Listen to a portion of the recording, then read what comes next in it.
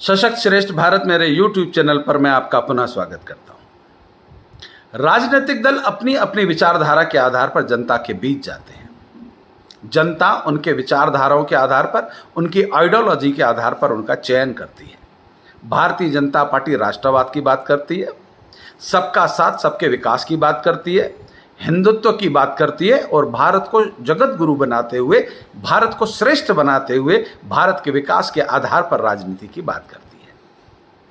कांग्रेस बात तो भारत की करती है, विकास की करती है, इतिहास की करती है कि कांग्रेस ने 55 साल 60 साल क्या क्या किया, सपा और बसपा भी।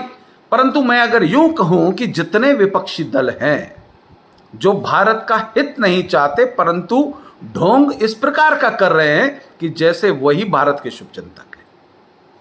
जितने भी राजनीतिक दल भारतीय जनता पार्टी के सिवाय हैं उनके अंदर महिलाओं का शोषण खुले आम होता है।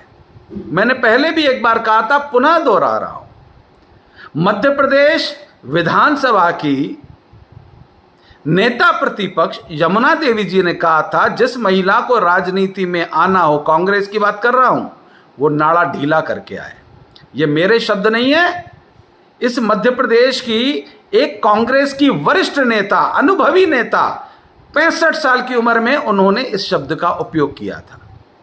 पिछले दिनों छत्तीसगढ़ कांग्रेस की प्रवक्ता, उन्होंने कांग्रेस की विचारधारा के बारे में राधिका खेड़ा ने क्या कहा, ये आप स्वयं सुनिए और कांग्रेस की विचारधारा क्या है यह समझ लीजिए। सुनिए।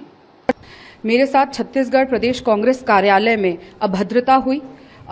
मुझे वहाँ पे धक्का मुक्की करी गई, कमरे में बंद कर दिया गया, लेकिन मेरे साथ न्याय नहीं हुआ। मैं चीख चीख कर गुहार करती रही, छोटे से लेकर सबसे बड़े शीर्ष नेतृत्व तक गुहार करती रही, लेकिन मुझे न्याय नहीं मिला।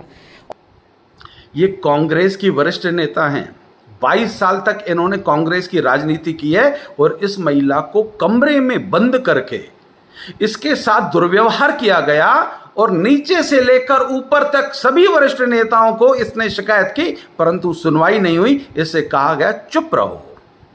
यह तो बात हो गई कांग्रेस की। आम आदमी पार्टी सीएम हाउस के अंदर उन्हीं की राज्यसभा की सदस्य स्वाति मालीवाल जाती है, उसके साथ दुर्व्यवहार होता है, परंतु दिल्ली की मूर्ख जनता आज तक उस अपने भ्रष्टाचारी मुख्यमंत्री से यह जवाब नहीं मांग पा रही है कि उस महिला के साथ दुर्व्यवहार हुआ क्यों। जिस महिला के साथ 30 साल से आप सामाजिक संबंध स्थापित करते हुए, जिसको आप महिला संगम का अवार्ड दिया करते थे, ईमानदारी के अवार्ड बांटने वाले मनीष सिसोदिया देशभक्त हो गए थे।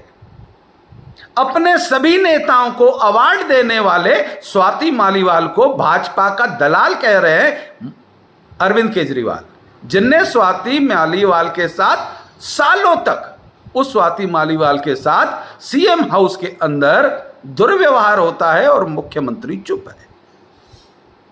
बहुजन समाज पार्टी की वरिष्ठ नेता मायावती के साथ, ये पूरे जहां गूगल पर आप सर्च करेंगे, मुलायम सिंह की सरकार थी, मायावती के साथ एक गेस्ट हाउस के अंदर बंद करके उन्हें मारने की कोशिश की गई। यह मायावती का आरोप है।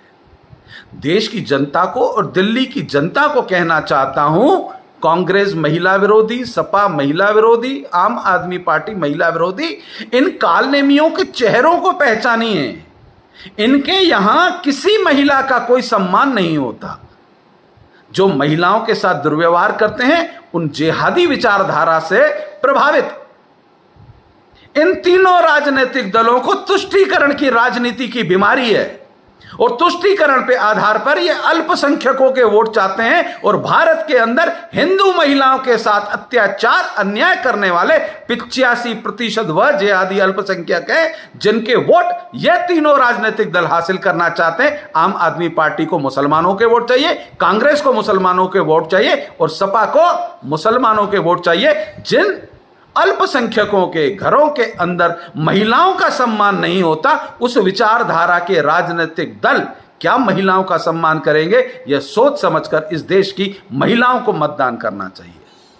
मैं उन कांग्रेस की वोटर महिलाओं से पूछना चाहता हूं।